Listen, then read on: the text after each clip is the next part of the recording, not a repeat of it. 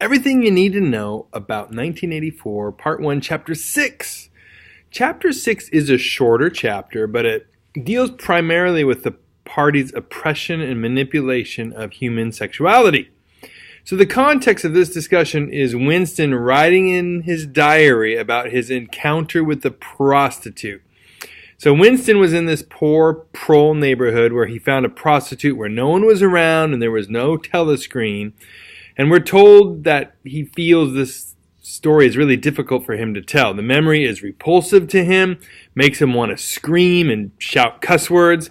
It makes him think again about, the tells that might give you away to the patrols or the thought police. Like, he remembers passing by this 40-something-year-old party member who had a facial twitch that might be involuntary, like the man's nerves were betraying him because the oppression and control of the party and having to act and look a certain way all the time was just too much for him.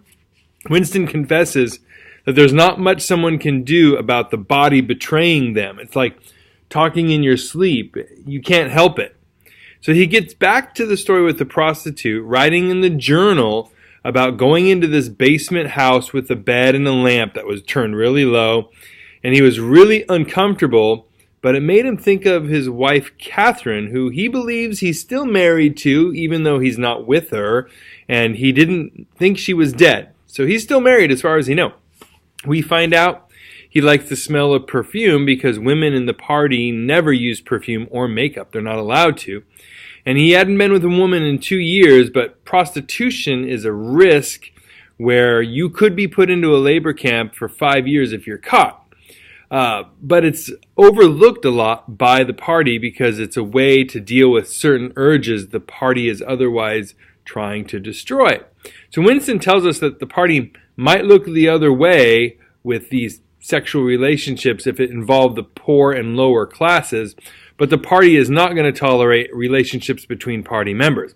He tells us that the party wants to remove joy from intimate relationships.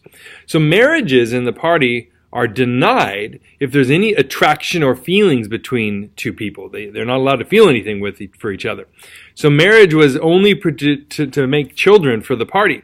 The party did everything they could from early childhood to make sexual relationships distasteful and be seen as a duty to the party to have children.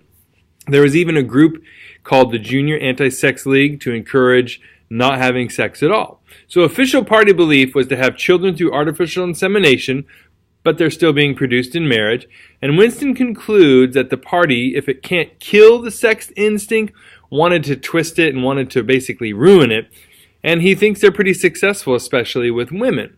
Winston tells us he's been apart from his wife for almost 10 years, and they were only together about a year and a half or so.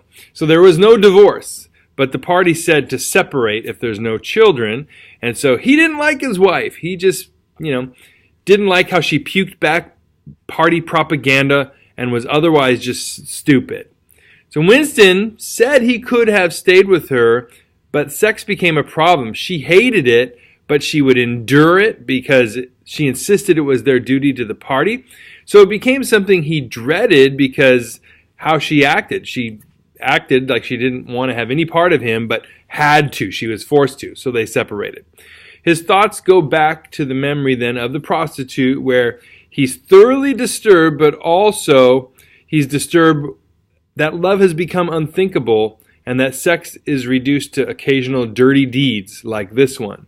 He knows women in the party are trained out of sexual relationships and having any feelings or any desires. They were basically thought crime to the party.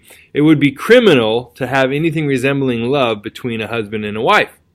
So in the room with the prostitute, he is again aware of the danger of being caught and realized a few things. Number one, the prostitute's makeup is so thick it could crack. She's old and she doesn't have any teeth. So he writes this all down as a confession that despite all of these things, the fear, the disgust, the fact that she was this old woman, he went ahead with it anyway, and he wants to scream and cuss at the memory of it. He was hoping the writing of this down in the diary would be therapeutic, but it turns out it was not. So what's the point of this chapter? Well, the point of this chapter is that it reveals just another facet of how the party seeks to just fragment and destroy all human relationships, right? Love relationships and marriages based on love and attraction threaten people's loyalty to the party. It divides their attention and makes them less devoted. So as sexual relationships are a component of developing love and marriages, the party wants to alter, if not just destroy, the meaning of intimacy between two individuals so that they are strengthened in their single-minded devotion to upholding the party's power. So in Winston, we see the natural human desire for love and intimacy, the comfort from being close to someone and being embraced by them. It's a need that he feels inside. In his wife, Catherine, we see that desire is crushed and ruined as intimacy has been distorted by party propaganda, and it's now become a duty for the party. So she has no love or desire for her partner, which makes the relationship joyless for both of them. So in order to cope with this, Winston tries to replicate those feelings with the prostitute, but he ends up disgusted and repulsed by the emptiness and filthiness of the alternative to what the party has destroyed. But it's all he has, and he hates himself for it. So hopefully that was helpful. If you have any questions or comments, you can put them in the comment box down below. And let's move on to the next chapter.